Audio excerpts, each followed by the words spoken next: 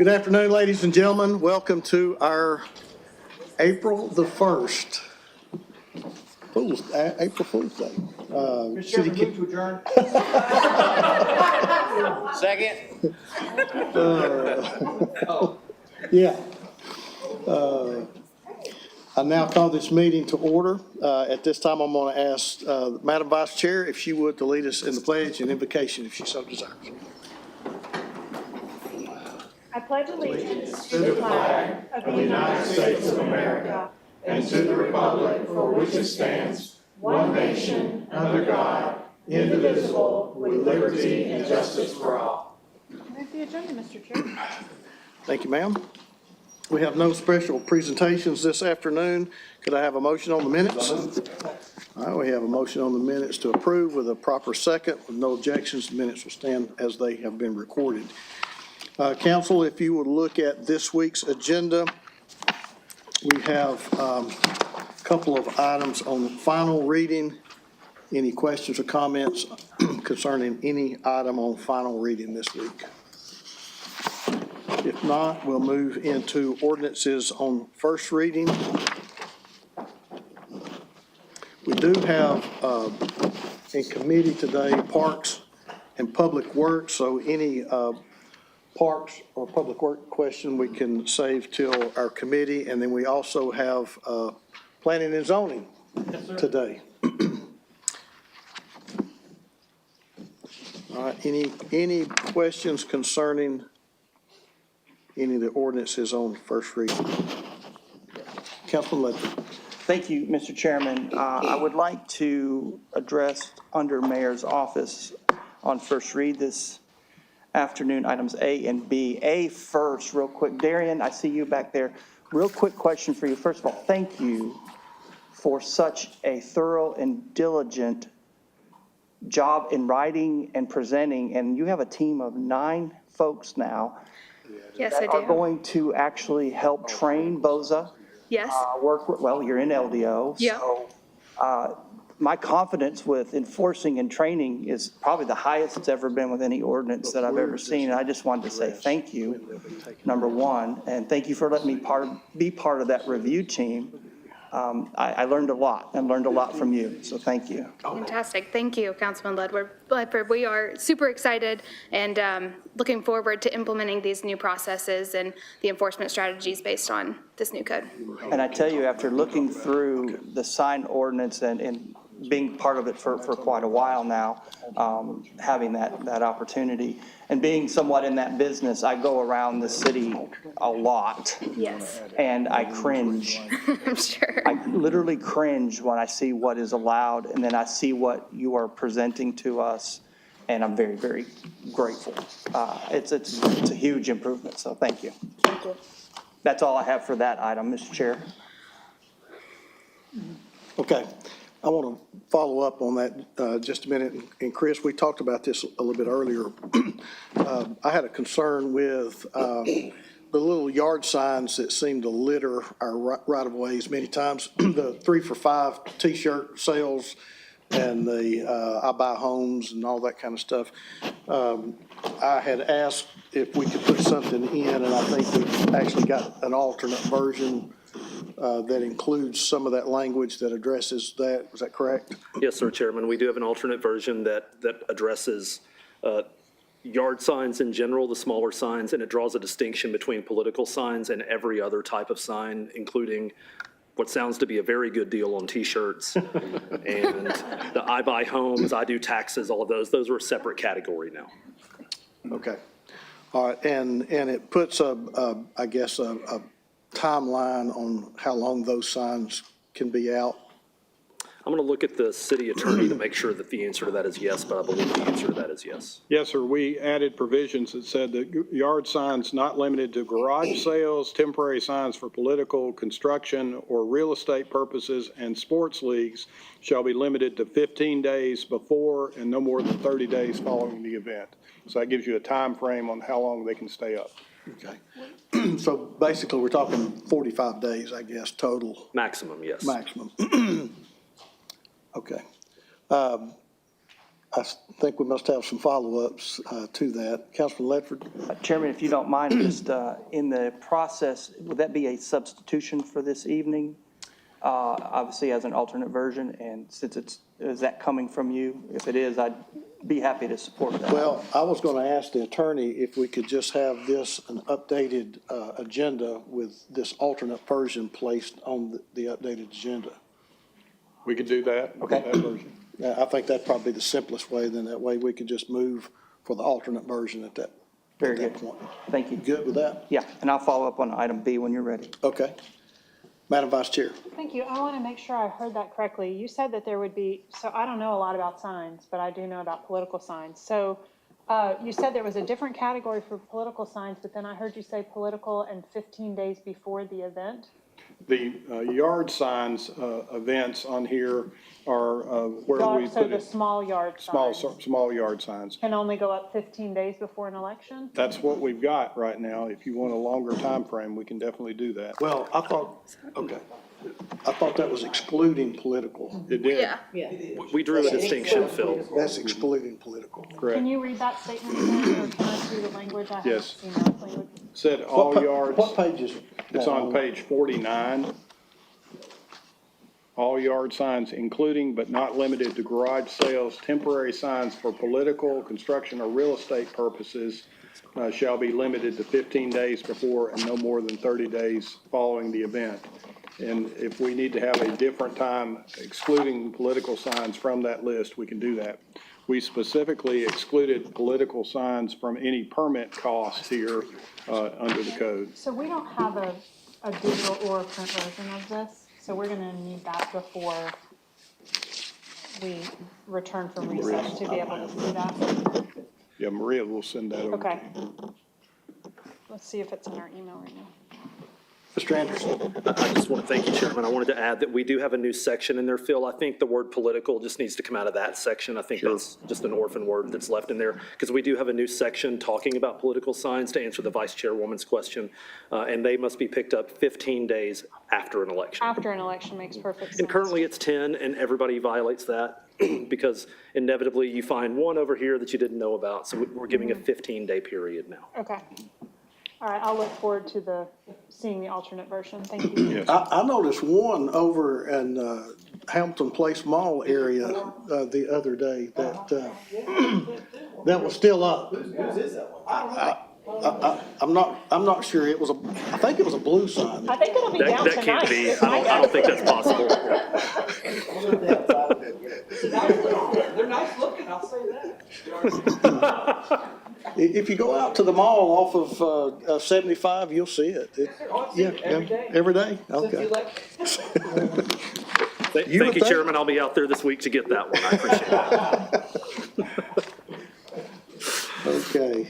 Any other questions or comments about our sign ordinance or tree ordinance, I guess? Not signed, Chairman. Not signs? Okay. Councilman Ledford? All right, thank you. If we can move to item B. Chris, I want to thank you for bringing the tree ordinance, which is not a new item for this council, and also stress the importance of what we heard I've talked to several folks in my district, including landscape architects and engineers, because I thought that was extremely important in the constructive framework of what we're trying to accomplish here. And I believe other representatives have done the same thing and received feedback. We have a pretty good history with it. We started talking about tree ordinances for quite a while. So, Mr. Chairman, what I have spent last week, it's funny, last week I was in a couple of meetings and folks said, so how does it feel to be a lame duck? And I said, well, considering I'm working feverishly on trying to help get a couple of ordinances passed before we leave that we've been working on for quite a while, I would hardly say that's a true statement. We're going to be working right up until the bell. And this tree ordinance is one that I felt we could make a little bit better if we collaborated with the administration based on some of the information that we have received. So, Chris, if you'll allow me, Mr. Chair, and I knew that this was going to be important, you should all have a copy of an amendment or an amended version in your packet. And if you'll allow me, Mr. Chair, just a few minutes, it's not a substantial, but if you'll allow me to go through, Mr. Anderson and I did spend quite a bit of time constructing and even contemplating considerations from wastewater. So I think we did it, and added some provisions and guardrails in here I think that this council should feel comfortable with. So, Chris, first of all, before we dive into what is in this, and this won't take but a few minutes, why don't you tell us what this, because we're hearing chatter out there, tell us what this tree ordinance isn't. I would be happy to do that. First, I would be remiss if I didn't note, he was out last week, but Pete Stewart, our city forester, is here today, and Hey, Pete. he's really worked very hard on this for the last over a year, and we wouldn't have been able to do it without him. He's here for technical questions in case I cannot answer them, but I did want to recognize Pete's work. I will tell you what it does not do, Councilman. It does not prevent anyone from cutting down a tree in their backyard. That is the number one question that we've gotten in our office over the last week. This does nothing to prevent someone from exercising their private property rights to cut down a tree that they own.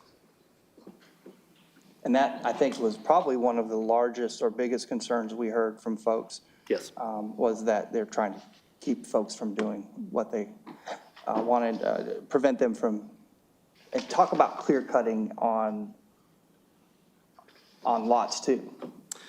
That's where we do more. So this ordinance, Which, by the way, has been a major concern and a major problem for many, many years, starting with steep slopes, and we curbed that with a pretty aggressive piece of legislation back when, and now this is helping address some of that.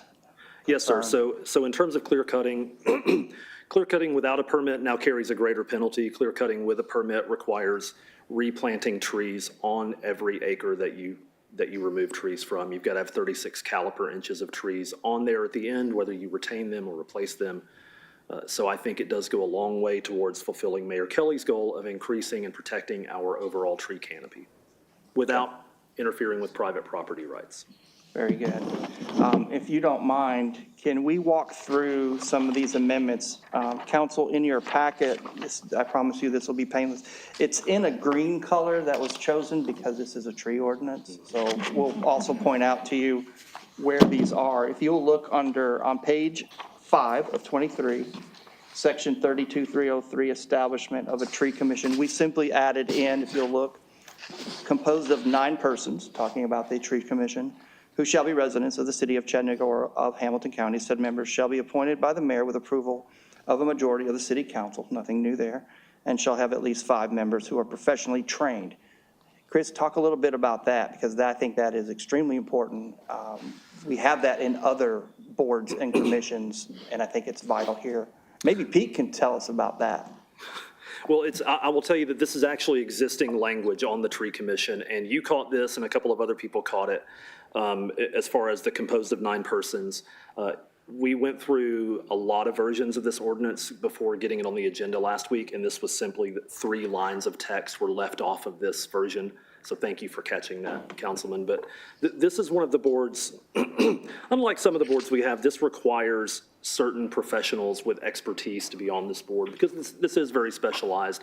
So I think it's important to have a majority of people who have some sort of experience with the subject matter.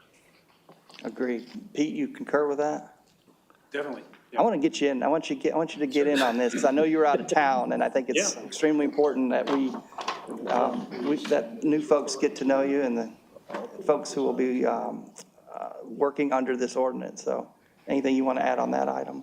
On that, nothing specifically, but just that I agree strongly that professional expertise is important on that board. Very good. Okay. Moving on, council, if you'll move into.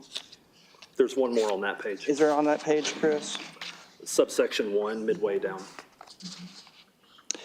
Thank you. Under duties, under 1, at the end of changes in tree-related fees, we simply add or changes to this ordinance, which is the part of the commission's duties. So that was pretty simple there. Chairman, if you see any lights, please. I do have one, Yes, sir, please. Madam Vice Chair. So I have one question about this alternate version. But it sounded like you were gonna go through the whole thing, so I can wait while you go through the whole thing. And then I had some other statements. Sure. Yeah, I was going to cover the changes. It shouldn't take Yeah, that's fine. No, I've just had my light on since Okay. you started talking. So I'll push my button again. No worries. Moving into, yep, sir. Council Lester, hit your light again, please. Oh, I'm sorry. All right, we back on? I think we move all the way to page 15 next, Chris. Is that what you're showing? I show the wastewater changes next, Councilman. Okay, exemption for sewer utility work. So this came about with a conversation with our wastewater department, and I'm super glad we actually were able to add this in. And this is simply, I can read this all to you, or you could take a moment to read it to yourself.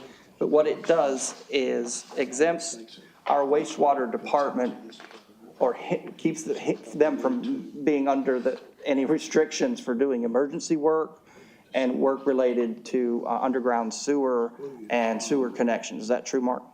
Correct. Okay, and this is just a protection for that department that does not hinder them and allows them to conduct the services that they need to. It's quite a big add-in, has some language in there. It is in green, so I'll give you a second to kind of ponder over that. If you have any questions, that's the crux of what that does. Moving over to page 19, under maintenance and replacement of trees, at the end of the paragraph E, we simply added subject to inspection by the city forester or their designee. Yes, sir. Moving down under section 32-317, notable tree nomination, change the word citizens, or residents to the word citizens, or citizens to residents. And under item I, same thing, citizen change to resident. Like I said, some of these are pretty easy. Moving in further into that paragraph, item F and G. Chris or Pete, you want to talk a little bit about the retraction of notable tree status by owner? Let me read it and then we'll cover that, because these two items were specifically added in. Retraction of notable tree status by owner. An owner of property containing a notable tree may remove said tree from the list by notifying the city forester in writing that they want it to be removed. The tree will then come off the list within 30 days of the city forester being notified by the owner. That's item F. Item G, when you take something away, I found that it's always good to give something back. And we talked about doing double credits for notable trees. Any notable tree retained on property that is developed shall receive a 2-for-1 credit towards the required caliper inches referenced back in table 32-316. So Chris, or Pete, you want to talk a little bit about how we giveth, but then taketh away, and I guess in a sense of balance. Yes, so Councilman, we clearly spelled out the process for someone adding a tree to the notable tree list and nominating their own tree to it. We did not clearly spell out what happens when I've put my tree on a list, but I want to take it off. I still have that property right, but it wasn't spelled out. Now it's spelled out, a process for it, a very simple process. And for number two, we should incentivize keeping and not replacing notable trees. So I think everyone, you and I both feel that if you're keeping a notable tree, which tends to be old and large, you should get twice the credits for the caliper inches. Kind of a reward system? Yes. Well, it works in many carrot and not different a stick. facets. What's that? Yes. So that will cover items F and G. And then moving along, if you'll go to the very last two pages, reviews is also a new section that we've added in, 32-322. And the city council shall review this ordinance 6 months after the initial effective date. Thereafter, the tree commission shall conduct annual reviews in perpetuity and make any necessary recommendations to the city council. One thing I have learned in 8 years up here is to make sure that we physically put in on paper reviews and hold accountable timeframes in which these reviews are done, because we get busy, things slip through the cracks, but now we have this in writing as part of the ordinance, and I think it's wise that we always do this. And we've done it with short-term vacation rentals, we've done it with the zoning code, et cetera, et cetera. The last change under section 3, the ordinance shall take effect, it was 2 weeks. We are now moving that to 90 days. And I think that is extremely important for training, for any kind of, the learning curve, if you will. And allows us also, if we were to even consider deferring this item because we had questions, this allows them 90 days before it even takes effect, that a lot of work can be done during that time frame. So I think it covers those bases. Chris, you have anything you want to add to that? Yes, sir. This is designed for several reasons. It gives Pete 90 days to train his staff and the appropriate personnel in the Department of Public Works about the new requirements. It also gives us 90 days to inform the public and future applicants what will be expected once this goes into effect. It's not retroactive to other projects. It doesn't take effect immediately. We give people plenty of time to catch up to the new rules. And also, just like with the zoning code, I believe you and I worked on 2 or 3 different packages of amendments to the zoning code update after it was passed, but before it had taken effect. Sure. Because once you put something like this into practical application, you're typically, if you're paying attention and doing it right, you're going to find little things that still need to be adjusted or changed. And you might have a change of opinion on something once you get it actually in practice. So the beautiful thing about the Chattanooga City Council is you change laws every Tuesday. And it's not complicated to stay on top of this and treat it like a living document that we always want to be the best it can be. The other aspect of putting in the 90 days that I really felt was important, Chris, is having been on this council for 8 years, having sat as a chairperson of this council and being planning and zoning for 8 years, or 7 years with respect to my colleague, Madam Vice Chair, who graciously sat in for me for a year.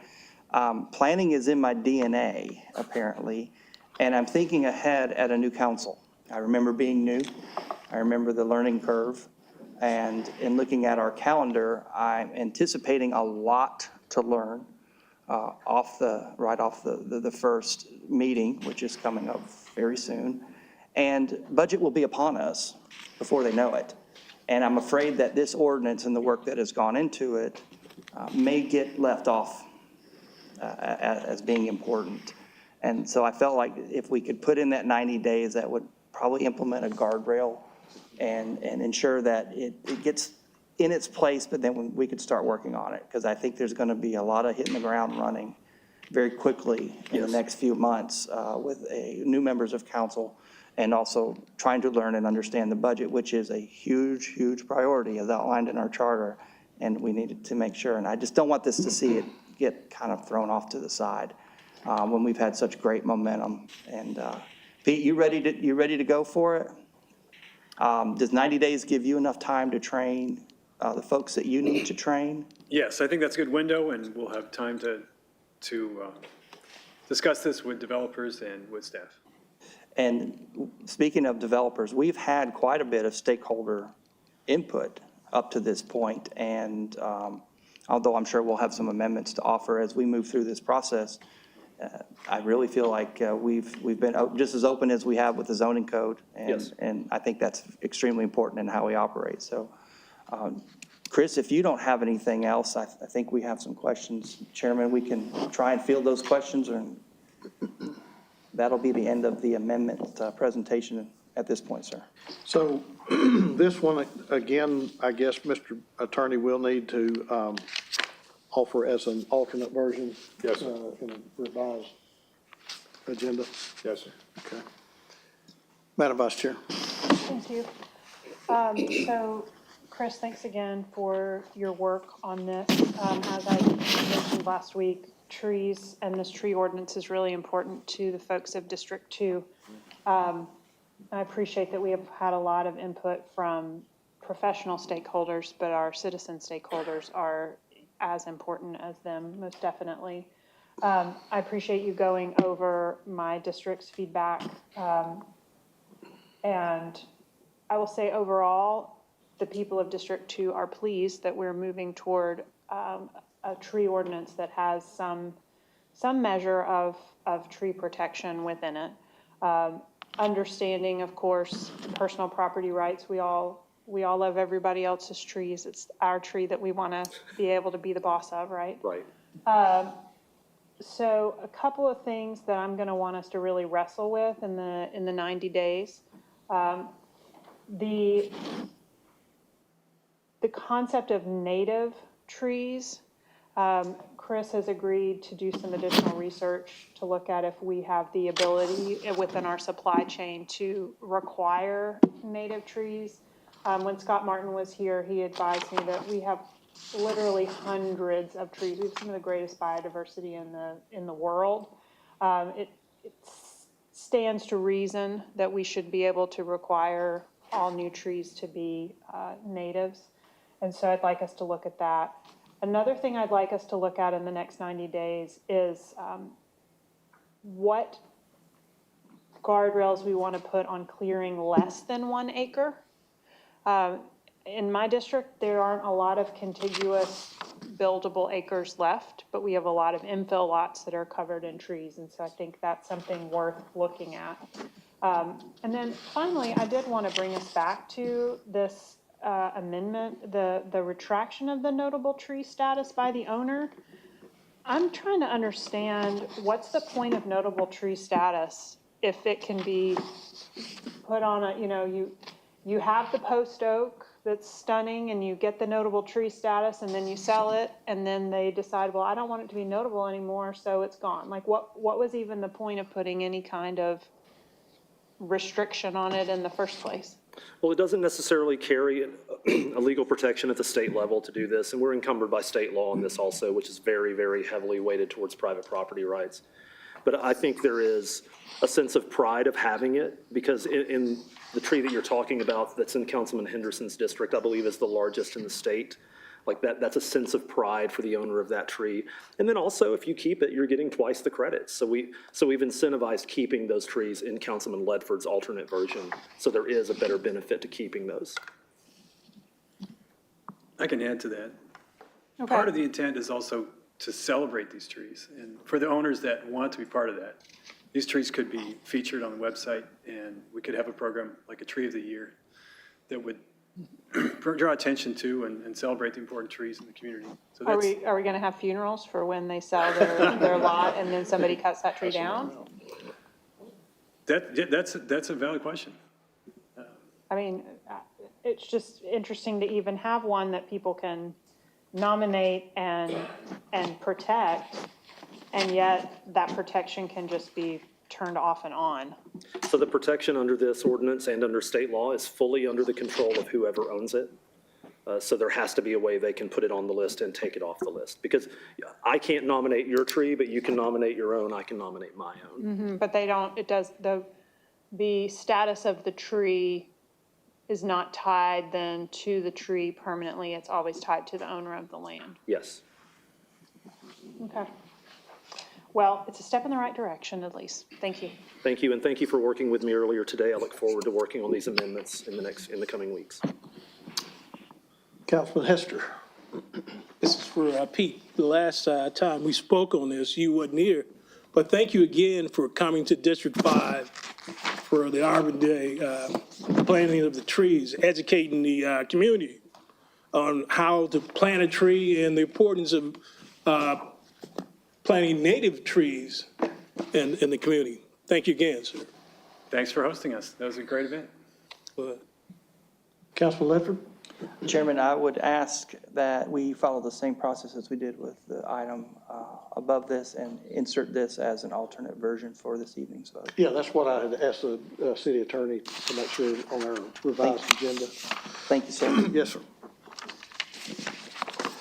I guess if there are no more questions, we'll, Chris, Pete, thank you so much for bringing awareness to trees. And finally, I mean, this is a great start. We're going to have some tweaks to it. I'm sure that's the way that this process works. And I really appreciate you thinking about it. I appreciate you working with us. From my time up here, I have found working with the Kelly administration and its department and department heads has been a really collaborative effort and one entrenched in a spirit of helping our city be better, even with trees. So I really appreciate that. Pete, thank you for what you're doing. it makes a difference. I promise you, it really makes a difference. So we are the scenic city, so let's keep moving and pushing harder in that direction, right? I agree. Okay, thank you, Chairman. Thank you, Councilman Ledford. We very much appreciate you working with us as well. It's been a pleasure. All right, council, moving now into resolutions.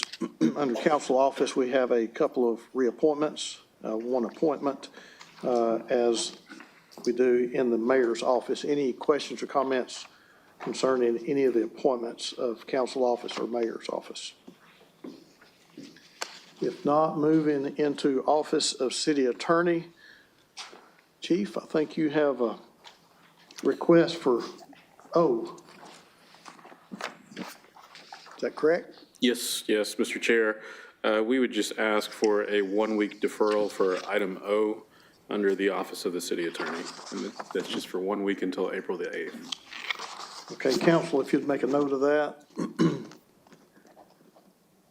When we come to that item and ask for a deferral until April the 8th.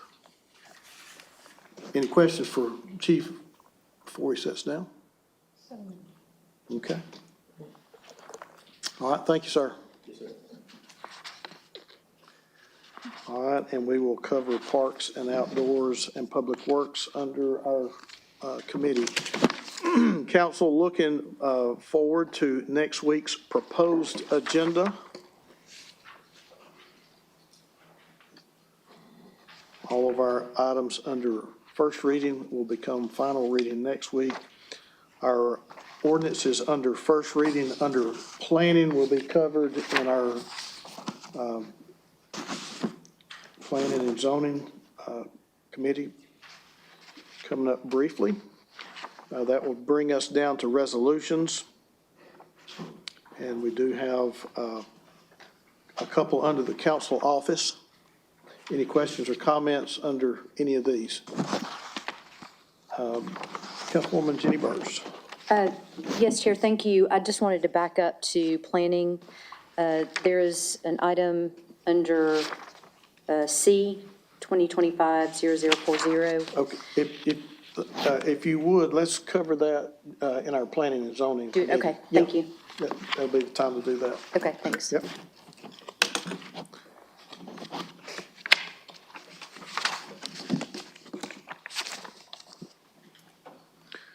All right, council, if you would, look at your purchase request for this afternoon. Let me know if there are any items that you have a question about. We do have one RFP for your consideration. Any questions or comments concerning any of the purchase items? If not, looking ahead to future considerations.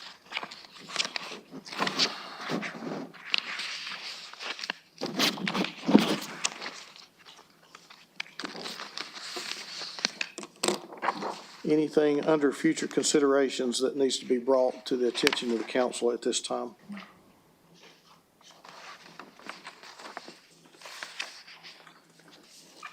Seeing no lights, anything else that needs to come before the council at this time before I turn it over to Parks and Public Works?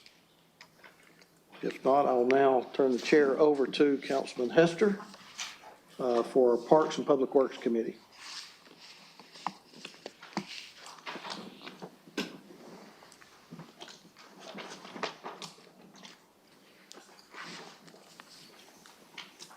Thank you, Chair. Welcome to Parks and Public Works Committee. Can we accept the minutes? Thank you. Madam Clerk. 7A, please. An ordinance closing and abandoning the unopened right-of-way in the corner of the 2200 block of East 21st Street, the 2100 block of South Lyerly, as detailed on the attached maps, subject to certain conditions. I see no hands. B and C, please. An ordinance closing and abandoning the sanitary sewer and easement in the 1500 block of Mercer Street, beginning at MHS 118E041, thence 1,439 feet to MHS 118E115 for a total of 1,439 linear feet, tax map number 118EE006, as detailed on the attached maps, subject to certain conditions.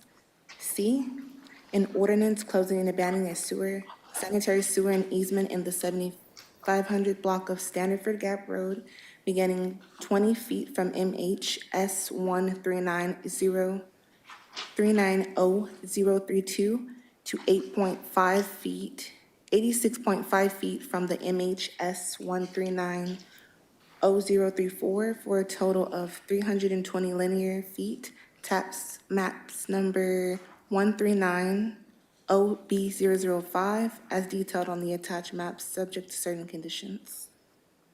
I see no hands. 8C, please. An ordinance closing and abandoning the unopened right-of-way on the 700th block of Woodland Avenue as detailed on the attached maps. Madam Vice Chair. Thank you. This is an item we're working through a conservation easement on, so I'm going to defer that 2 more weeks until the 15th of April.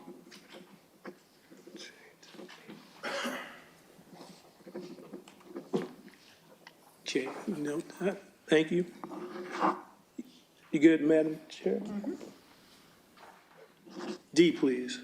An ordinance closing and abandoning the unopened right-of-way in the 2600 block of William Street as detailed on the attached map, subject to certain conditions.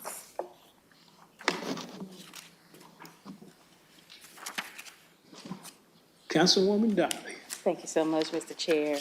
For this one, I did speak with the applicant who's here today, Mr. Cummings, and they had reached out to EPB regarding 2 of the conditions regarding the reservation of an easement.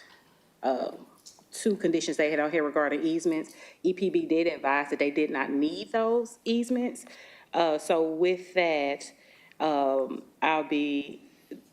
don't know if I need to do an alternate version or an amendment to remove those conditions from that one. So it's 3 conditions on there. The 3rd one can stay, but the first 2 will have to. Have to read those in this evening during the meeting on the ordinance. Okay, just read them Yes, out. yes. Read them out, so I'm just gonna read them. We're going to take those out. Take them out, okay. Yes, ma'am. I got it, so I'll be looking to do an amendment this evening with Phil's help. I will do it. Thank you, Phil. Okay, you good. Councilwoman Dolly. Yes, thank you so much, Mr. Chair. E, please. An ordinance closing and abandoning the unopened right-of-way in part of the unopened 5500 block of Florida Avenue as detailed on the attached map, subject to certain conditions. I see no hand. 9P, please. A resolution authorizing the execution of the Project Development Management Agreement between the City of Chattanooga and Tennessee River Gorge Trust, TRGT, to perform services in the development of a new public access river access point site located off of Terminal Road in the amount of $75,000, plus additional funds if requested by TRGT and approved by the city for a total amount not to exceed $100,000. Q, please. A resolution authorizing the City of Chattanooga to apply for and if awarded, to accept an out-of-school OST mentoring in Parks and Recreations grant administered by the National Recreation and Parks Association to support the Every Kid Outdoor program in the amount of $60,000. 9R, please. A resolution authorizing the administrator for the Department of Public Works to award contract number F24001-201 replacement roofing system for Fire Station Number 17 to Tri-State Roofing Contractors LLC of Chattanooga, Tennessee, in the amount of $123,474 with a contingency in the amount of $12,300 for a total amount of $135,474. S, please.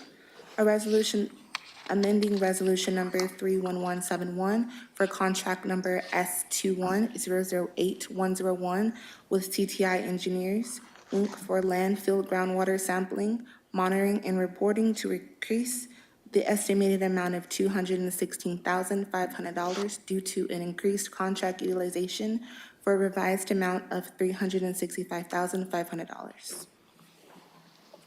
T, please. A resolution rescinding Resolution Number 32410 and amending Resolution Number 32292 for contract number S21009-101 with CTI Engineers, Inc. for landfill deficiency recommendations and repairs to increase the estimated amount by $310,000 due to an increased contract utilization for a revised amount of $795,000. Thank you. This includes Parks and Public Works Committee, but before I do, this is a farewell tour for me. Man, you guys are awesome. You are, I guess, you have to surround yourself with good folks, and you've done it. Thank you for all you do for the city of Chattanooga. Thank you for making Chattanooga great. Appreciate all that you guys do. Continue the good work for the citizens of this city. Thank you. Next, we're bringing Councilman Ledford. And it's good.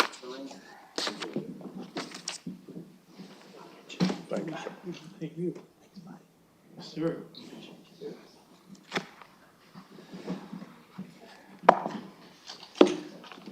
All right, well, good afternoon, everyone. Welcome to our April 1st Planning and Zoning Committee meeting. And get a motion on the minutes, please. Thank you very much. Minutes will stand without objection. Karen.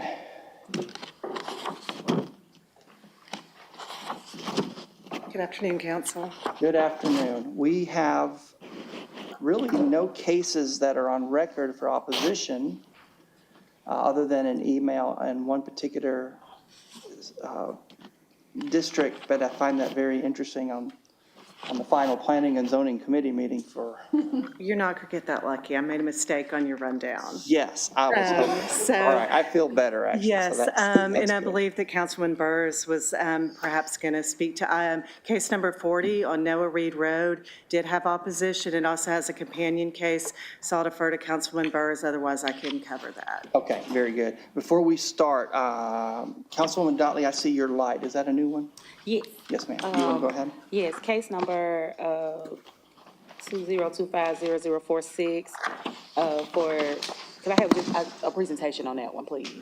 We can have a presentation, yes, Okay. ma'am. And if you don't mind, we'll back up just a little bit, and that's then we'll fine. come back to that, and we'll have a full presentation. Okay, thank you. You're more than welcome. Let's move into, Karen, if it's all right with you, let's go into case 2025-0040, and as requested by Councilwoman Burrs.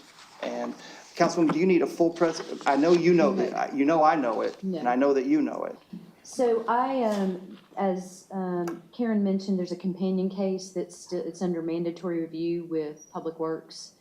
And instead of talking about this case today, I would like to defer it so that the two can come on the agenda together. And I'd like to defer it for 4 weeks. I think that gives enough time for the engineer to finish what he needs to do with Public Works and Transportation. And you're talking about the abandonment. Yes, 0041, which will be coming up at some point. Very good. Yep. Karen, do you have any notes you want to attach to that? No, we had a communication on that earlier, and we just said we'd offer help with Public Works Transportation to the applicant if needed. So Councilwoman, if you would note at our business meeting to make a deferral for 4 weeks and assign a date to that. I will. That should be taking care of that. Thank you, I appreciate that. Thank You're you, Karen, for your help. Welcome.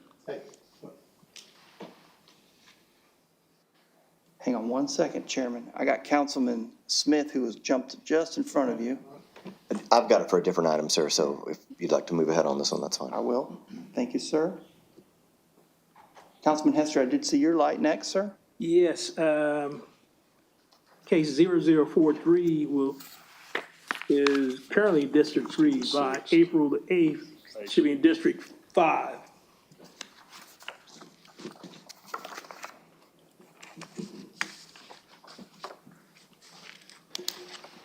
So I'm going to defer to the city attorney to kind of help us out, answer that question. It came in under 3, we'll transfer over to 5 because of April 14th. Will it remain District 5, or do we need to relabel it District 5? If it's going to be in a different district, it should be relabeled District 5. Okay, so okay, note that here? Yes. Okay, duly noted unless you have an additional comment. Thank Thank you, sir. Next is Chairman Henderson. Thank you, Mr. Chair. I'm going to go back to the 0040. Yeah, thank you. So next week, when we would be reading this, will be April the 8th, which is the runoff date. I'm assuming Councilwoman Burrs would not be at this meeting. And I guess my question is, since this is on our proposed agenda, Mr. Attorney, is there any reason why we cannot go ahead and place this on the 29th agenda? Because Yes. this is we're We're a week ahead. we're a week ahead. This is Yes, our sir. proposed agenda, and I think we, in a public meeting, on a proposed agenda, can move an item ahead and just go ahead and ask that this be placed on the agenda for the 29th, as opposed to, Yes, sir. because we won't be reading this tonight, No, sir. That's correct. and I think there was- could be a problem with it being read on the 8th, and at that, you know what I'm saying? We can certainly follow that path. Councilwoman, I thought you were going to be here on the 8th per previous conversation. Is that So, something changed? am I not? Go ahead and hit your light Yeah. for me so we can get it on record. Yes, ma'am. Okay. I do plan to be here on the 8th, but because I know that.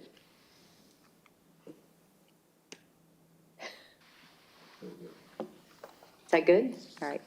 I do plan to be here on the 8th for the meeting, but since I know that this is already, I'm already going to ask for it to be deferred, because I know what's going on, I would like to go ahead and address that today, if that's possible. Not a problem. Council, any objections to that request? Phil, you good? And that gives the, yeah. All right. Okay, thank you. Very good. So Chairman, thank you April for will be your, April 29th. thank you for your thought on that. Thank you, Chair Henderson. Councilwoman Knoll, I see your light. Okay, thank you, Mr. Chair. I'm in reference to 20250036. Please. So you said there was no opposition as, other than an email? Hang on one second. Okay, I'm with you. Okay. There was an email in opposition related to the loss of a single-family character of the neighborhood. Right, Yes, ma'am. right. Okay, so I did get a couple of other phone calls in reference to that. So I'm going to ask that that be deferred as well until I can have that conversation. Okay. And thank you, Mr. Chair Henderson. I won't be here on the 8th. Okay. Do you have did you say 1 week? 2 weeks? 2 weeks.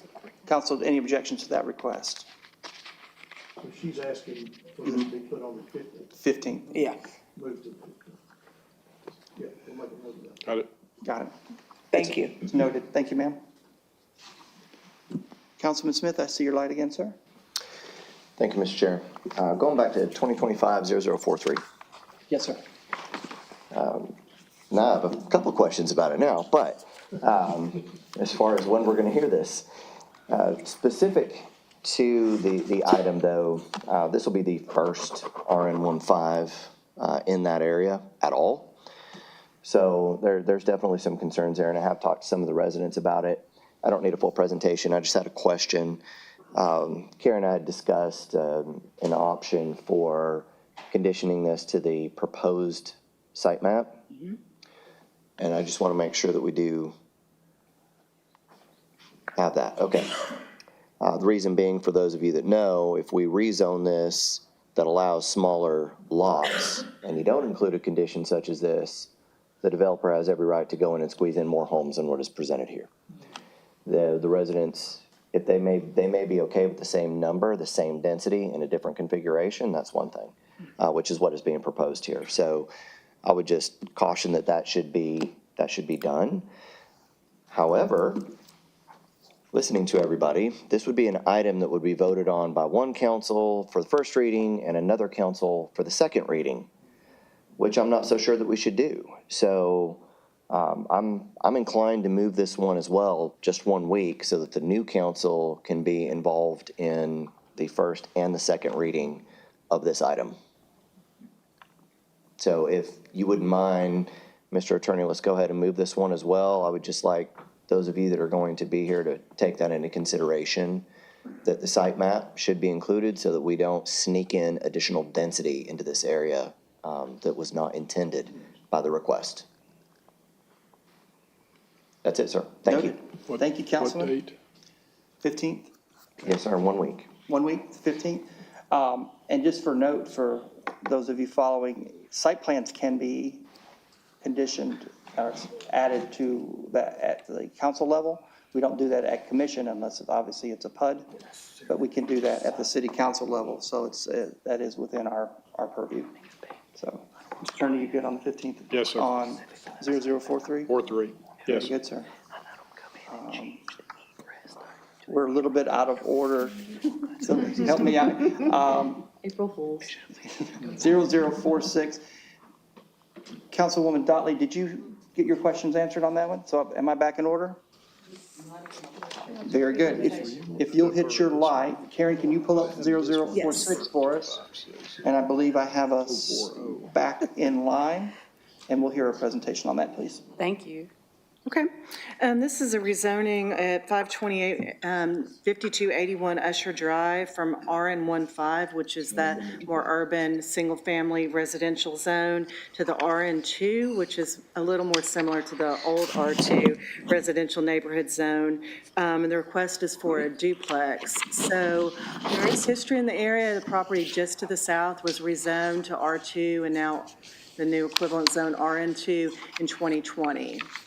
So it's a mix of single unit, 2-unit residential and institutional land uses in the area. And so while the proposed zone is not compatible with the recommendations of the adopted land use plan, that plan recommends single-family residential uses. The plan notes, it should be noted that the property in question was once a duplex and is located on a portion of the block that has 2 other duplexes. The Alton Park plan also has goals to increase the number of diverse and affordable homes in Alton Park through rehab, infill, and new construction. Rehabbing the existing dwelling will provide an opportunity for a mixture of housing types in the neighborhood. There has been precedent for the rezoning to the south to the RN2 zone, so this is an extension of an existing zone. The staff recommended approval. There was an opposition at Planning Commission, and Planning Commission has a recommendation to approve the zone also. Okay, so I just, the issue I have with it is the owner owns the 2-family home, townhouse next to it. What do we call them, duplexes, townhomes? 2-unit dwellings or 2-unit 2-unit dwellings. residences. Yeah, so the 2-unit resident next door to it has a lot of complaints, a lot of issues, not managed well. And so right now, this reverted back to what is it now? It's RN15, yes. Yeah, so more than likely, I'll talk to the applicant again about this one, but because of the issues they're having with they're the same type of building next door. So with the issues they're having right now, we got to see if we're going to even do this because they're not managing it well currently. So I probably, when it comes back up again, more than likely defer it again, but if I haven't already deferred it. But just wanted to get a presentation on that with it on record of what it is, what they are hoping to do, and then the issues and concerns I've heard from the neighbors. And if the applicant chooses to withdraw the request or wants to talk about that, he can call me and we can kind of talk about why something got denied. There's a while before you can do anything else on the property through zoning, so I'm happy to talk to the applicant about that. Okay, that works. Thank you, Karen. I appreciate it. Councilwoman, thank you. Thank you, Mr. Chair. Karen, let's move into item G. Do you want to give us a quick overview on the zoning map change in District 1? Yes, and Chris Anderson kind of set it up with talking about how we are committed to try to address the impacts of the new zoning map and the new zoning ordinance. It's been in effect for about 3.5 months now, and so item G is an amendment to the map, and the following item is an amendment to the zoning ordinance. So we have 3 items as part of this the zoning map correction. These are 3 properties that lost a use during the zoning the rezoning process an equivalent zone. So we've looked at all in detail, looked at the different alternatives, and talked through them with LDO and determined the best approach would be a zoning map correction. So your packet has some details about what the equivalent zoning was at the time and why we recommended the zoning we did, and then explains why there needs to be a map correction because we didn't quite get it right. The first property is actually one of those from the Tennessee River Gorge Trust that's on your agenda for tonight. And then two others, R4, because it was so expansive, is a little bit more of a difficult zone. So both of these are adding back in the multifamily use that got dropped, and that's something we're looking at more broadly. But we do have approval from the property owners to move forward with these. And then, of course, item H, you alluded to the permitted uses in CMU1 and CMU2. We did our best, Karen, I know through the process, I know you and I had one particular case where we were trying our best not to. We obviously wanted to do no harm.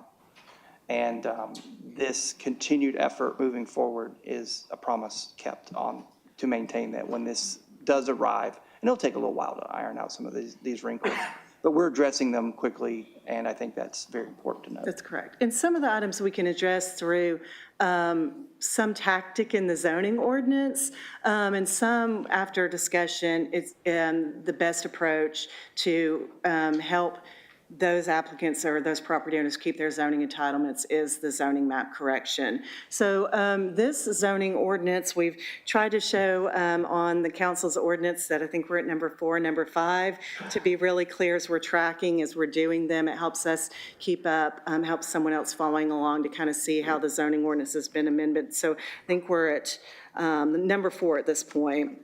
So this amendment, again, are items that have been identified by planning or LDO staff, someone in the development community. One of them, I think, was just someone who was applying for a permit and had a question. And so we've been trying to compile them, clean them up. The CMU1 and CMU2 is a very robust old UGC zone. It's kind of what you might have before you transition to a form-based code zone. In the transition, some of the less dense residential uses were left out, so this puts those back in. If you were zoned and had those uses prior to the new zoning, you can still have those uses, but it doesn't apply to new zoning moving forward. We replaced some typos and unclear language and references in the parking section and the general development section. We reworded the zoning conditions section to be clear, and this is one Darian and her team had flagged. Enforcing the zoning ordinance, because we were very clear zoning conditions moved forward. Apparently what was written was not as clear as that, so we tried to be really clear, and it's kind of written in the same thing as written in two different ways.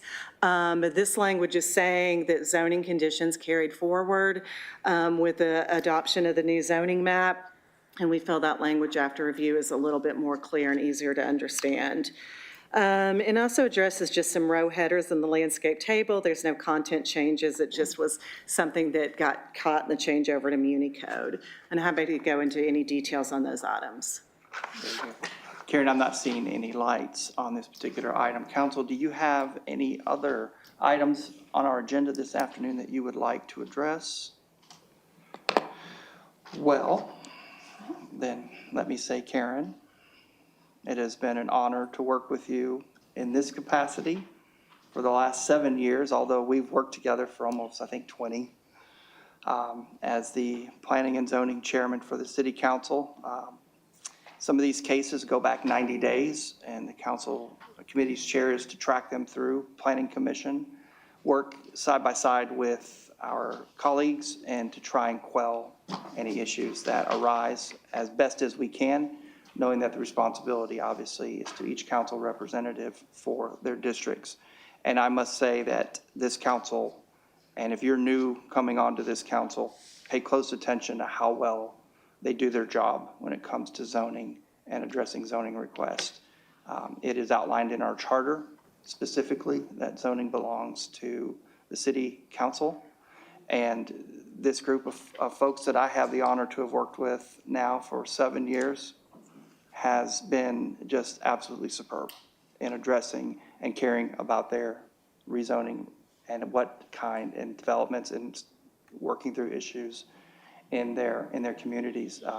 I couldn't have asked for a better group to work with, so thank you for allowing me that opportunity to be your chair for planning and zoning for such a long time. And if there are no further comments, Chairman, we adjourn till Let's adjourn till 4:45. 4:45. We are in recess. Thank you. Thank you, Mr. Chair. Yeah, look at that.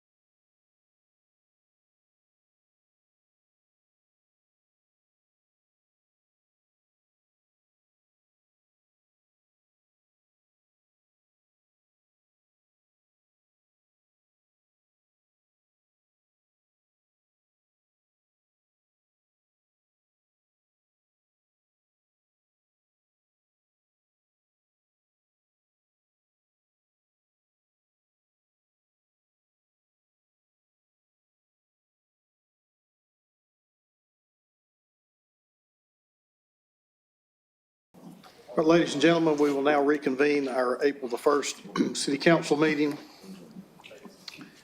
Madam Clerk, starting with our order of business for City Council under ordinances, final reading. With no objections, let's take 7A through C, please. Item A, an ordinance closing and abandoning the unopened right-of-way in the corner of the 2200 block of East 21st Street, 2100 block of South Laurelly as detailed on the attached map subject to certain conditions.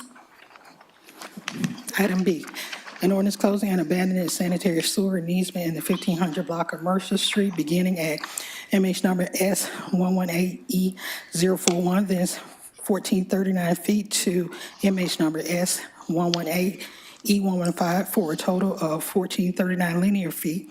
Tax map number 118EE006 as detailed on the attached map subject to certain conditions.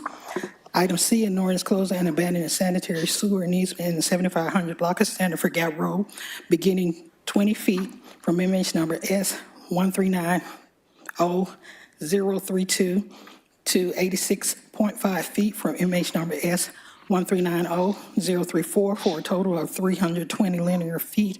Tax map number 1390B005 as detailed on the attached maps, subject to certain conditions.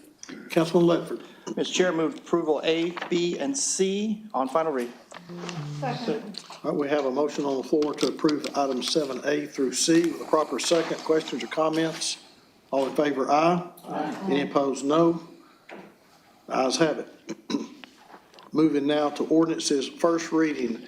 Madam Clerk, under 7A, we do have an alternate version that I would like the council to consider.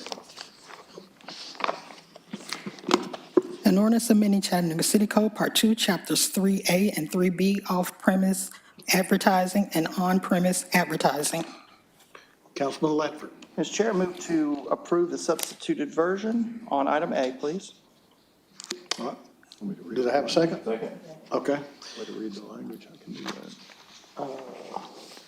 Yeah, Mr. Attorney, if you would just include the language that was on the alternate version. Yes, there was an addition to include a definition for yard signs based upon our discussion this afternoon.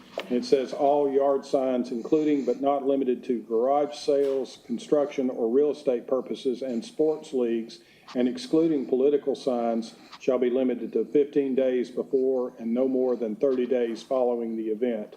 There's a specific requirement in this section here that political signs shall be removed within 15 days after the election to which they refer, and such signs may remain only if they continue to be valid for the next general election. All right. Questions, comments? All in favor, aye. Aye. Any opposed, no. Motion carries. Moving to 7B, alternate version of 7B. An ordinance amending Chattanooga City Code, Part 2, Chapter 32, Streets and Sidewalks, Article 13, Chattanooga Tree Ordinance. I'll take it. Councilman Ledford, you're still. Thank you, Mr. Chair. I'd like to move to substitute with the alternate version and move for approval. All right. We have a motion on the floor to approve the alternate version with a proper second. Are there any questions or comments before we vote? All in favor, aye. Aye. Any opposed, no. So moved. Thank you, sir. Moving now into Public Works, under Transportation, 7C, Madam Clerk. An ordinance closing and abandoning the unopened right-of-way in the 700 block of Woodland Avenue as detailed on the attached maps. Madam Vice Chair. Mr. Chair, I move to defer this item 2 weeks until April 15th. Okay. We have a motion on the floor to defer until April the 15th with a proper second. Questions or comments? All in favor, aye. Aye. Any opposed, no. That motion carries. 7D, please. An ordinance closing and abandoning the unopened right-of-way in the 2600 block of William Street as detailed on the attached maps, subject to certain conditions. Councilwoman Dotley. Yes, I have an amendment for this one, so move to approve. All right, we have a motion to approve with a proper second. All right, I move to amend. Okay, Phil, do I just need to read the ones I don't want? Take those conditions off that you don't want. Striking, you're amending to strike these conditions. Okay, I'm amending to strike these conditions. I'm just putting them on record. Reservation of an easement of full area as power and communication easement. And condition number 2, the areas reserved for utility easements must be kept free and clear of all structures, trees, or bushes that may not be placed within the easement as shown in Exhibit A. So those are the 2 I would like to strike, and those are in the form of a motion. All right, we have a motion on the floor to strike 2 conditions with a proper second. Are there any questions or comments about the amendment? All right, all in favor, aye. Aye. Any opposed, no. That amendment carries. Okay, move to approve as amended. All right, we have a motion to approve as amended with a proper second. Questions or comments? All in favor, aye. Any opposed, no. So moved. 7E, Madam Clerk. An ordinance closing and abandoning the unopened right-of-way in part of the unopened 5500 block of Florida Avenue as detailed on the attached maps, subject to certain conditions. Councilwoman Dotley. Move to approve. All right, we have a motion on the floor to approve with a proper second. Questions or comments? All in favor, aye. Any opposed, no. That motion carries. Council, I think I was mistakenly referring to those as items 7, and I think they were actually 8 because we're fixing to move into 9. They are 8. Yes. Moving into resolutions, if with no objections, we'll take 9A, B, and C together as a package.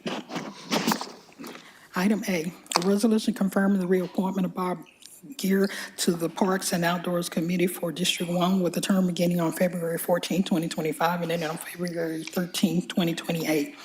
Item B, a resolution confirming the reappointment of Paul Dar to the Parks and Outdoors Committee for District 4 with a term beginning on February 14, 2025, and ending on February 13, 2028. Item C, a resolution confirming the appointment of Shakir Rashid to the Parks and Outdoors Committee for District 5 with a term beginning on April 2, 2025, and ending on April 1, 2028. Second. All right, we have a motion on the floor to approve items 9A through C with a proper second. Questions or comments? All in favor, aye. Aye. Any opposed, no. So moved. Moving now to the mayor's office, 9D through N, Madam Clerk. Item D, a resolution confirming Mayor Kelly's appointment of Rebecca Brooks to the Chattanooga Public Art Commission for a term beginning on April 2, 2025, and ending on April 1, 2028. Item E, a resolution confirming Mayor Kelly's appointment of Jack Wood to the Chattanooga Public Art Commission for a term beginning on April 2, 2025, and ending on April 1, 2028. Item F, a resolution confirming Mayor Kelly's reappointment of John Ford to the Electric Power Board for a term beginning on March 31, 2025, and ending on March 30, 2030. Item G, a resolution confirming Mayor Kelly's reappointment of Helen Pinkerton to the Community Advisory Committee, Region 8, Hickson, for a term beginning on January 18, 2025, and ending on January 17, 2028. Item H, a resolution confirming Mayor Kelly's reappointment of Armelia Williams to the Community Advisory Committee, Region 9, Standard for Gap, for a term beginning on November 8, 2024, and ending on November 7, 2027. Item I, a resolution confirming Mayor Kelly's reappointment of Victor Rodriguez to the Community Advisory Committee, Region 5, South Chattanooga, for a term beginning on April 3, 2025, and ending on April 2, 2028. Item J, a resolution confirming Mayor Kelly's reappointment of Janice Gooden to the Community Advisory Committee, Region 9, Dotson, for a term beginning on February 22, 2025, and ending on February 21, 2028. Item K, a resolution confirming Mayor Kelly's reappointment of George Ricks to the Community Advisory Committee, Region 6, Bushtown, Glenwood, for a term beginning on February 22nd, 2025, and ending on February 21st, 2028. Item L, a resolution confirming Mayor Kelly's reappointment of Donna Sonderford to the Community Advisory Committee, Region 6, Bushtown, Glenwood, for a term beginning on February 22nd, 2025, and ending on February 21st, 2028. Item M, a resolution confirming Mayor Kelly's appointment of Steve Dunn to the Community Advisory Committee, Region 5, South Chattanooga, for a term beginning on April 3, 2025, and ending on April 2, 2028.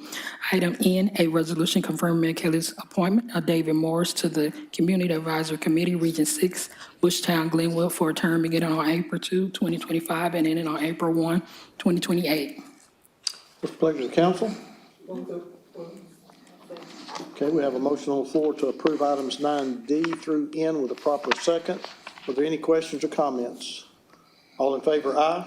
Aye. Any opposed, no. That motion carries. Moving to 9O, Madam Clerk. A resolution amending resolution number 30075, adopting a revised public records policy to include updates and revisions in compliance with Tennessee Code annotated section 107504A, and to include revised forms attached to said policy. Councilman Ledford? Mr. Chair, before I make a motion to defer to April 8th, can I ask if there are any attendees for the new positions we just appointed, if they're in the audience? Oh, thank you, sir. I believe we have a couple. We got a couple? Yeah. All right. Thank you, sir. Thank you very much for your service. And with that, Mr. Chair, I'd like to make a request to defer to April 8th on item O, please. All right, we have a motion on the floor to defer until April the 8th. I have a second? Second. All right. Have a motion on the floor with a proper second. Questions or comments? All in favor, aye. Aye. Any opposed, no. The ayes have it. Moving now into Parks, Public Works, and Wastewater. Madam Clerk, with no objections, let's take 9P through T as a package. Item P, a resolution authorizing the execution of a project development management agreement between the City of Chattanooga and Tennessee River Gorge Trust, TRGT, to perform services in the development of a new public access river access point site located off Terminal Road in the amount of $75,000 plus additional funds if requested by TRGT and approved by the city for a total amount not to exceed $100,000. Item Q, a resolution authorizing the City of Chattanooga to apply for and if awarded to accept an out-of-school OST mentoring in parks and recreation grant administered by the National Recreation and Parks Association to support the Every Kid Outdoor Program in the amount of $60,000. Item R, a resolution authorizing the administrator for the Department of Public Works to award contract number F24001-201 replacement roofing system for Fire Station number 17 to Tri-State Roofing Contractors LLC of Chattanooga, Tennessee, and in the amount of $123,474 with a contingency in the amount of $12,300 for a total amount of $135,474. Item S, a resolution amending resolution number 31171 for contract number S21008-101 with CTI Engineers, Inc. for landfill groundwater sampling, monitoring, and reporting to increase the estimated amount of $216,500 due to an increased contract utilization for a revised amount of $365,500. Item T, a resolution rescinding resolution number 32410 and amending resolution number 32292 for contract number S21009-101 with CTI Engineers, Inc. for landfill deficiency recommendations and repairs to increase the estimated amount of $310,000 due to an increased contract utilization for a revised amount of $795,000. Councilman Hester. Move to approve. Councilwoman Jenny Burrs. Yeah, I just need it to be on the record that I need to abstain from P. Plan to approve the others, but I need to abstain from P. Abstain from P. Okay, very good. All right, we have a motion on the floor to approve items 9P through T with one abstention with item P. Questions or comments before we vote? All in favor, aye. Aye. Any opposed, no. That motion carries. Moving now into purchases, Ms. Talley. Good evening, council. I have 6 purchases recommended for your approval this evening. The first one is for fleet. This is a requested increase of $4,946.99 for additional fueling station equipment. The new contract amount will be $317,019.99. Fleet has requested the increase and approves.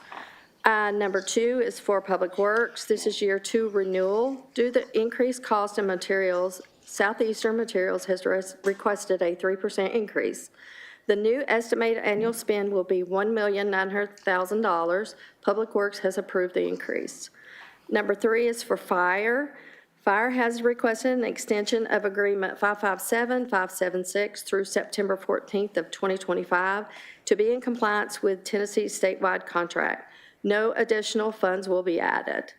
Number 4 is for fire. This is a one-time purchase of protective gear dryers.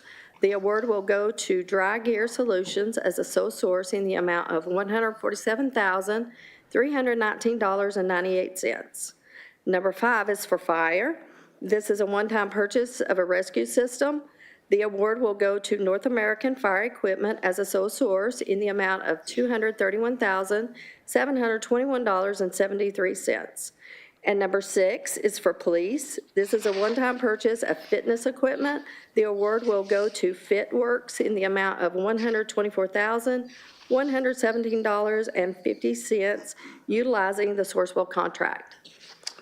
All right, council, you've heard this evening's request. What's your pleasure? All right, we have a motion on the floor with a proper second. Questions or comments? All in favor, aye. Aye. Any opposed, no. Motion carries.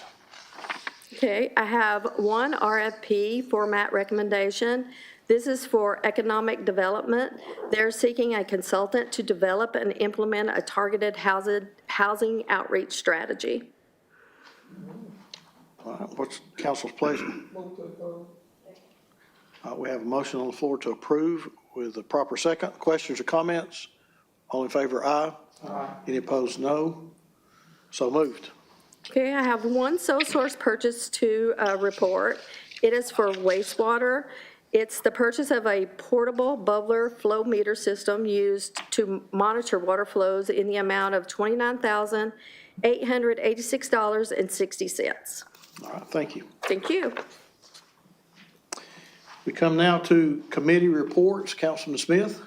No report, Mr. Chair. Councilman Ledford? Thank you, Mr. Chair. For my final report, we did cover all of the cases presented to us coming from out of Planning Commission and RPA, along with some text amendments resulting changes to CMU 1, CMU 2, clarifying language. And with that, Mr. Chairman, I'll turn my light off. Signing off. Councilman Hester? We did meet today, and I'm turning my light off too. Councilwoman Jenny Burrs? I'm not sure if this is the right place to do this, but we had one item under planning that I know is coming up on the agenda next week. It has a companion case, and I'd like to go ahead and request that it be deferred till April 29th, so it can be heard with that companion case. Yeah, I think that's what we did at I wasn't Planning sure and Zoning. if it needed to be brought up. Okay, Yeah, we're good? We're good. Okay, thank you. Thank you. Councilwoman Coonrod? You want to hit your light for me? Listen, I need y'all to contact your state legislators. There's two important bills that's very important to me. It's SB 1177 and HB 689. It's already passed Senate, and what this bill does is it's a clean slate. You all hear me talking about criminal justice reform all the time. It doesn't stop because my council term is going to end. But what it does is it automatically restores your rights after you have, done your time and everything like that. It automatically just restores your rights for the city, for Tennessee. Now, if it's a felony, that's a whole different process, but we're talking about state charges. So you all know the hurdles and barriers that are in place to get your voting rights and your citizenship rights and all that stuff. So I'm just encouraging everybody to please contact your legislators so, they can support this bill. Thank you. Thank you. Councilwoman Knoll? No report, Mr. Chair. Councilwoman Dotley? No report. Madam Vice Chair? No report. Thank you. We come now to the time that we recognize persons wishing to address the council. Do we have anybody that would like to address the council this afternoon? Now, before I have the attorney read our rules, Mr. Bell, I'm going to have to remind you again that you were served a letter by the city attorney that would prohibit you from addressing the city council publicly until April the 10th. So I'm gonna ask you if you would return to your seat until after April the 10th. Whenever you're ready. You know I have a constitutional right. Mr. Bell, I'm gonna ask you once again He's not recognizing. to remove yourself from the podium.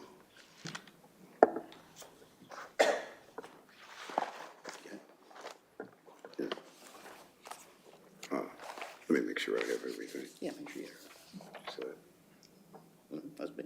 that's you. All right, thank you. Thank you, sir.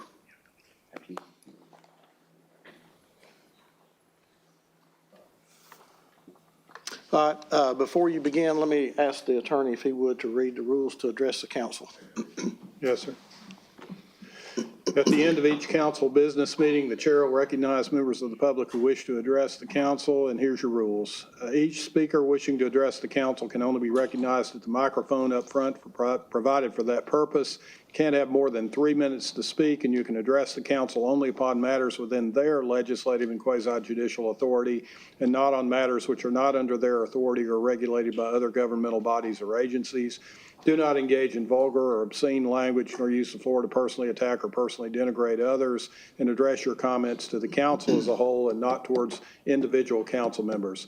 And lastly, do not engage in disorderly conduct or disrupting a public meeting, which is prohibited by Tennessee law, and someone commits an offense if a person substantially obstructs or interferes with the meeting by physical action or verbal utterance with the intent to prevent or disrupt a lawful meeting or gathering.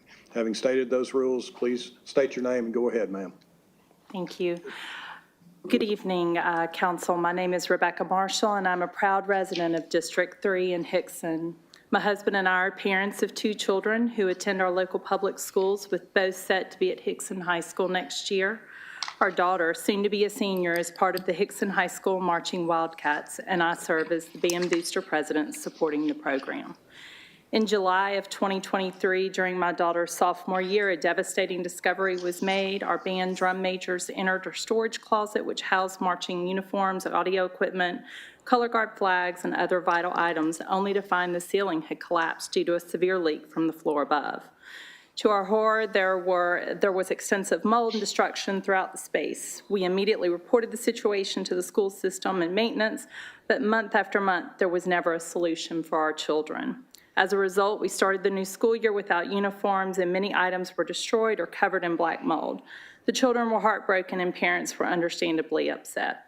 In November of 2023, as Band Booster president, I received a message that Councilman Smith wanted to speak with me about the situation. After our conversation, Councilman Smith immediately took action, making phone calls to the school board, school superintendent, and researching solutions for replacement of the destroyed equipment. Within a month, he had successfully secured a resolution for the equipment and facilitated communication between the school administration, central office, and parents, and the community at large. During this time, it became clear to me and those involved that Councilman Smith is deeply committed to serving his community. His willingness to empower constituents and build strong relationships with those in need stood out as a testament to his dedication to public service. Over the next 2 years, I've had the privilege of working with Councilman Smith on additional opportunity needs, and I want to take this opportunity to publicly thank him. He has been prompt in answering calls, responding to emails and text messages, and always finding a way to help those in need. In public service, it is often easy to hear complaints. The road isn't paved, we don't need another fast food chicken restaurant, we don't need another car wash, and there's always concerns about new apartments and overdevelopment. What often goes unheard are the positive efforts and successes, and public gratitude is even more rare. As a resident of Chattanooga, I want to extend my heartfelt thanks to each of you for your service and dedication to providing high-quality and professional public service that addresses the needs of each of our communities. As a resident of District 3, I'm especially grateful for Councilman Smith's unwavering commitment to ensuring the well-being of District 3 and throughout the city of Chattanooga. Thank you. Thank you, Ms. Marshall. That was a breath of fresh air. We don't get many of those. they are cherished. All right. Good evening, Ms. Gooden. Good evening. Janice Gooden from the great District 8. To those citizens who are registered to vote in District 8 and District 6, I recommend that you go and vote. You still have time. Election day is the 8th, but early voting ends on the 3rd. So I want to speak to a few of the people that will be vacating their seats. They seem to be pretty excited, and I can't imagine why. But Councilman Smith, a person of few words, but like E.F. Hutton, when you speak, everyone listens. You have successfully navigated serving both the council and the commission simultaneously. Thank you for your service. Councilman Ledford, you are a great teacher in words and action. You set a standard for city council and planning commission that has fostered better engagement, communication with community members. You help facilitate the long process for a zoning update over 3 years. And I still have my book that you gave me 3 years ago. And you signed it for me. So I appreciate your service. Councilman Hester, your leadership is not tied to being in public office. You get to decide what comes next. People lead in different ways and in different spaces. You have led with kindness and consideration. Continue to be true to yourself. Thank you for your service. And last but not least, Councilwoman Demetrius Coonrod. You came in like a whirlwind. You are a diamond in the rough. You have advocated for those that are unable to speak for themselves. We have watched you grow. We have watched you weather many storms. My desire for you is that you have peace. And thank you for finishing strong. Amen. Thank you, ma'am.